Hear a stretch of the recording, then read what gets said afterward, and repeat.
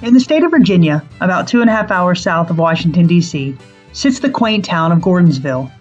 Founded in 1794, Gordonsville began to thrive by the mid-1800s due to the expansion of the railroad as an economic catalyst in the region. Gordonsville was uniquely positioned as a juncture between railroad lines from the north, south, east, and west. Due to the influx of travelers, the Exchange Hotel was built to accommodate those passengers needing overnight accommodations while waiting for their next train to arrive into the town.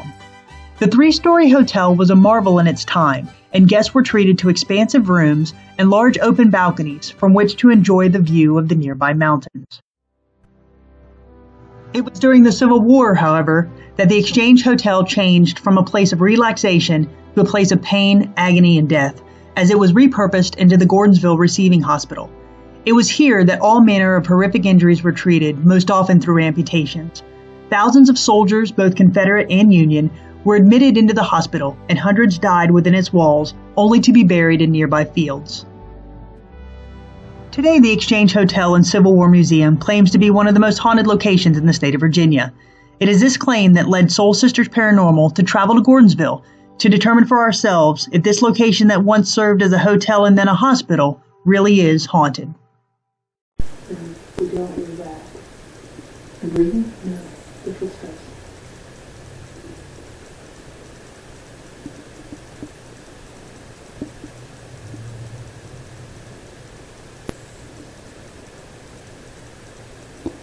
Oh my God. There's a stick figure right in the doorway. Okay.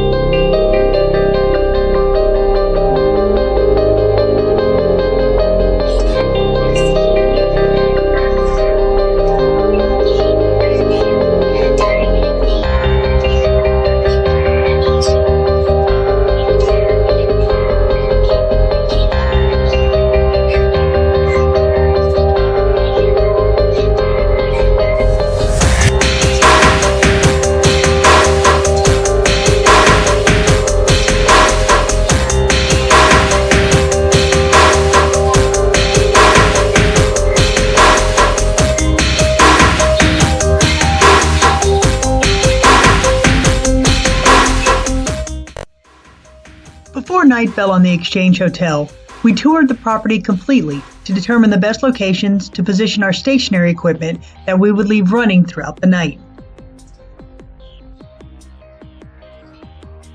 Almost all of the rooms and hallways within the Exchange have claims of paranormal activity, but there were certain areas that we wanted to fully cover with our stationary equipment. One such location was the second-floor hallway, where spirits of children are reported to play. We left a video camera and a laser grid in this area, as well as trigger items such as a glowing balloon and balls. Another area on the second floor that we wanted to cover was a former bedroom known as the Bagby room. Within this room, there have been claims of shadow figures and EVPs. We left a night vision video camera in the corner, and an audio recorder was placed on the bed. As an aside, the bright light in the image is from the hotel security camera, and it too is night vision. While this room may appear bright on camera, to us in the moment it is completely dark. The third floor of the Exchange Hotel also has its share of paranormal claims. Shadow figures and EVPs have been captured in the room that was once used as a recovery room during its days at the hospital. In this room, we again left a stationary night vision camera to run unattended on its own during the night. According to claims, one of the most active locations on the Exchange Hotel property is a room located on the second floor of the summer kitchen, which is a small building that is detached from the main hotel building. This eerie room, which many do not even care to enter, is reported to be haunted by an entity known as the Major. We decided to leave a night vision video camera and an audio recorder inside of this room. We also left another night vision video camera on the stair landing just outside of the door. As we will reveal later, the Major's room, in our minds, has certainly earned its haunted moniker. Finally, we left the night vision video camera in the tavern area, located downstairs from the Major's room, in an attempt to catch the shadow figure who is said to reside there.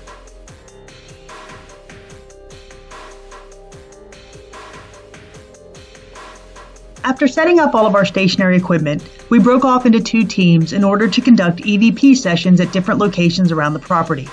Armed with handheld equipment such as EMF detectors, audio recorders, digital cameras, and thermal imaging cameras, Jenny, Michelle, and Cara decided to start their investigation on the 3rd floor, specifically the recovery room, where shadow figures have been seen and EVPs have been captured.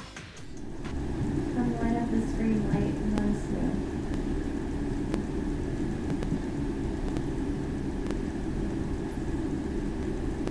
I know that so many are amputated here. You got 3 flashlights on the bed. Blue, silver, and black. Can you light up one of these lights for us?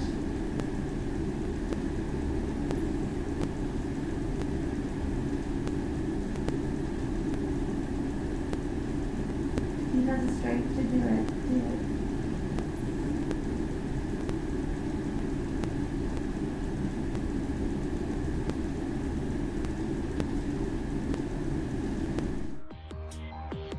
While Jenny, Michelle, and Cara were attempting to communicate with spirits in the main hotel building, Kim and I were in the downstairs tavern area of the summer kitchen building, attempting to communicate with the shadow figure, reportedly of a female slave.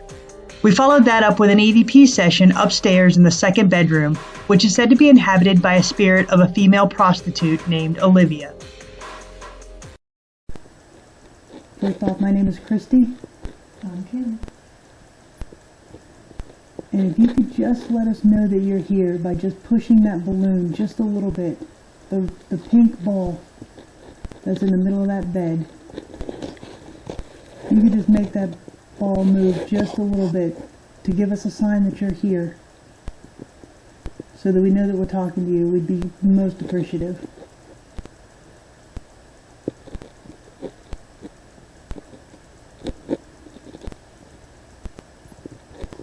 We heard that you're extremely nice, so we've been wanting to come up and talk to you. You seem to have a really good sense of humor.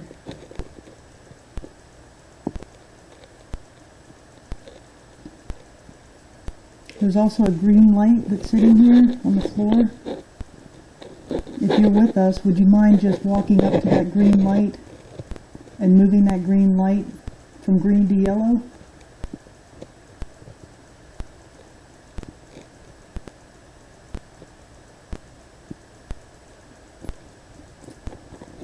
Nobody else has talked to us tonight, but we heard that you're the most friendly person here.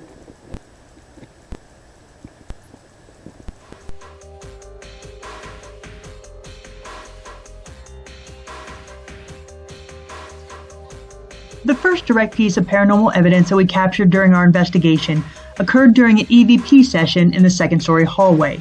Kim and I were attempting to communicate with an entity of a child known as Jeremiah. Kim sat on one end of the hallway and I sat on the other with an EMF detector in front of me. Kim and I tried to engage the entity in a game of catch with small glow-in-the-dark balls that we were using as trigger items. EMF meters are designed to measure energy levels, and during this session, we had several energy spikes on the detector that appeared to be in direct response to our questions. Alright.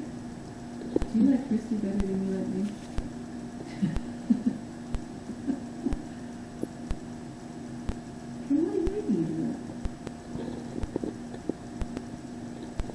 Should I roll this one to Kim too?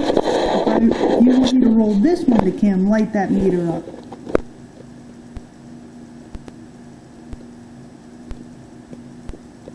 I need you to light it up on the count of 4 if you want me to roll this ball back to Kim. Okay? 1, 2, 3, 4. Christy, I think he knows he's going to get his way. Well, I'm not going to roll this ball until you light this meter up again. You want me to roll it? Alright, good boy. Okay, here we go. I'm going to light it up.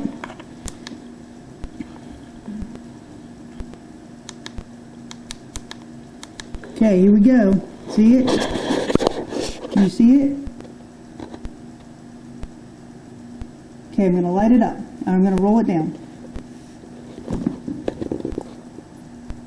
Ooh. Right to Kim. What'd you think? Did you like that?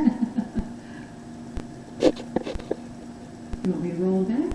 Why don't you play with the big ball? I can't believe you don't like the big ball in the middle. Do you want Kim to roll it back to me? She won't roll it back until you light my meter up. And by the way, you're doing a great job. You are. I want you to like line up. Kim will only roll it back if you light my light up. Do you want her to roll it back to me so you can see it? Kim's more permissive than Christy.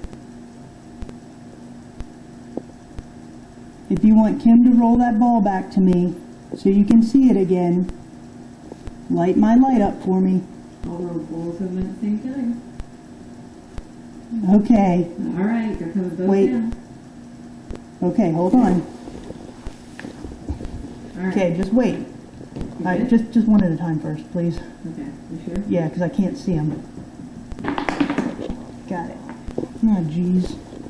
I got it. Okay, there's one. Now here comes two. Oh, woohoo! Check that out. Should I roll them? Should I roll them back to Kim? Light my light up if you want me to roll them back to Kim. I'll only roll them back if you can light my light up again.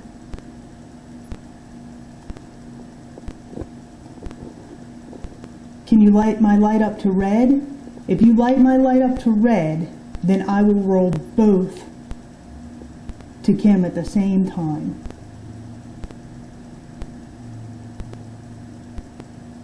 She promises.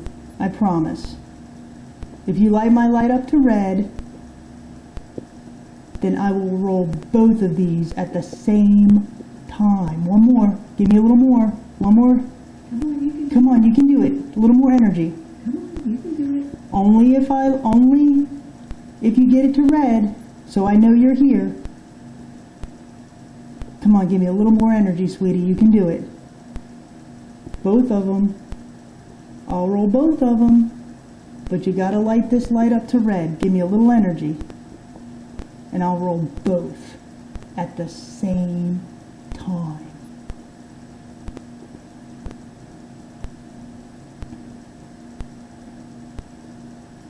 You tried so hard, Christy. Did you get all the way up to... He got up to orange. Oh. I just need one more splash of energy. And I promise I'll roll both of these and I'll make them light up really bright. Come on, give me one more time, honey. It's the last time I'll ask you, I promise. And I'll roll both. And we'll do Ring Around the Rosie one more time.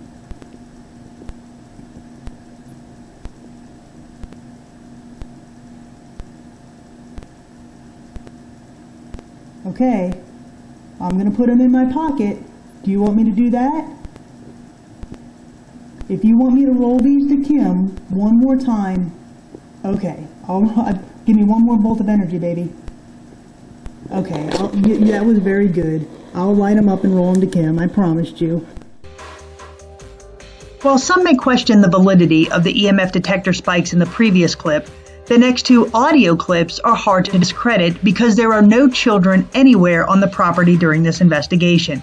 Both of these clips were captured on the audio recorder that was left on the bed in the Bagby room, which is located on the second floor of the hotel. The first was captured a couple of hours after we set up the equipment, and it sounds like a child giggling.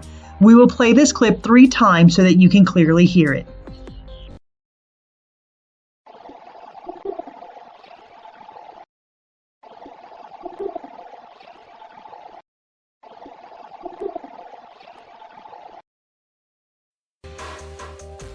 The next EVP ranks among the best that we have ever captured, and it is also from the Bagby room.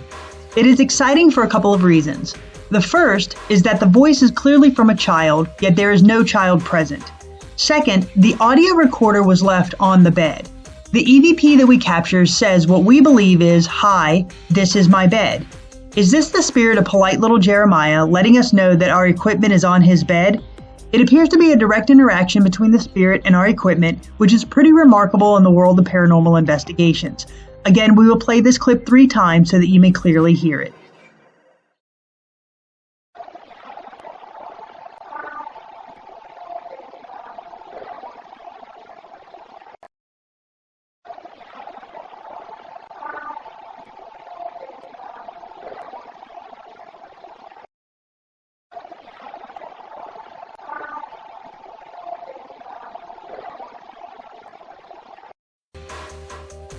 The next EVP was also captured in the Bagby room.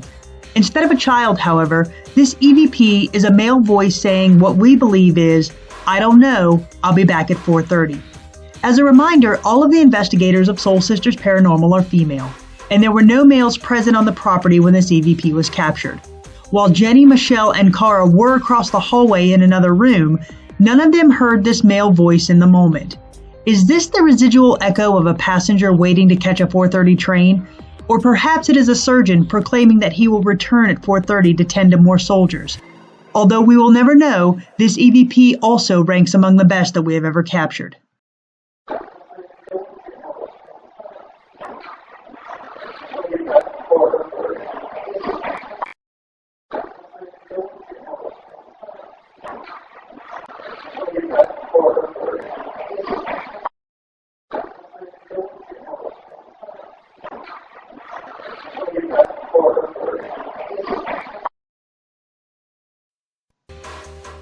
The next piece of paranormal evidence was captured in the Major's room. Prior to any investigation, we make an attempt to take a day tour of the location so that we can learn more about the history and so that we can scout out locations for our stationary equipment. In talking to the director of the Exchange Hotel, she mentioned that the Major's room is her least favorite area on the property. During our day tour of the summer kitchen building, Kim, Jenny, and I were talking outside of the Major's room when Kim asks, "Why does she," meaning the director, "say she shuts this room?" I answer with, "Because she doesn't like it, this room creeps her out." At this point, the audio recorder that I was carrying picks up a male laugh that seems to come from directly behind us. There was no male present on the property at the time, and the three of us were the only people in the building. Although it is hard to decipher due to our talking, we will play this clip 3 times so that you can attempt to hear it. Right. Now, why did she say she shut this room? Because she doesn't like it. This room creeps her out. They don't come in here. Right. Now, why did she say she shut this room? Because she doesn't like it. This room creeps her out. They don't come in here. Right. Now, why did she say she shut this room? Because she doesn't like it. This room creeps her out. They don't come in here. The next 2 pieces of evidence are visual, and both come from the Major's room. As a reminder, we had a night vision video camera set up, and we left it to run on its own during our 7-hour investigation. During the night, the camera picks up an anomaly that we cannot explain. It happens behind the door to the room, and it appears to be some type of light coming from the wall itself. There is no way that a light from outside of the building could have caused this anomaly, and there was no one in the building during this time. As you watch, you can see that it slowly appears and then disappears again behind the door. Here we have it circled so that you can clearly see its location.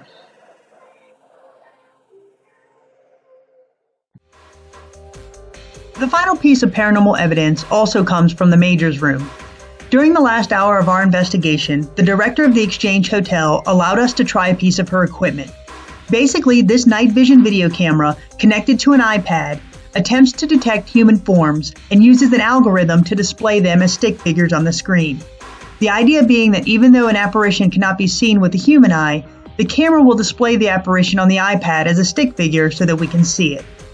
As you can see in this example, Jenny pans the camera around the room, and when it picks up Michelle and Kim, it displays a stick figure form on their actual body image on the camera display. Armed with this technology, we all decided to sit inside of the Major's room to see if we could detect an apparition. While all investigators are seated, Jenny pans the camera toward the doorway, the same doorway where the male laugh was captured and where the light anomaly was seen. As you can see, the camera picks up what it perceives as a human form standing in the doorway. Oh my God. There's a stick figure right in the doorway. Here is the image twice more, only we have zoomed in on the screen so that you can clearly see the stick figure that Jenny is referring to. The final interesting thing that happened to us on the night of our investigation occurred during our last walk around within the Exchange Hotel. We invited the director to come with us, and she brought with her a novelist, which is essentially a voice box that many believe a spirit can use in order to communicate with investigators. During our walk around, the voice box said many words, but when we entered the recovery room, it literally became a chatterbox, as over 117 words were said in the course of 10 minutes. Each word was said in the exact same monotone, computer-generated pitch, except when it got to word 118, which was the word devil. Is it you, Emma?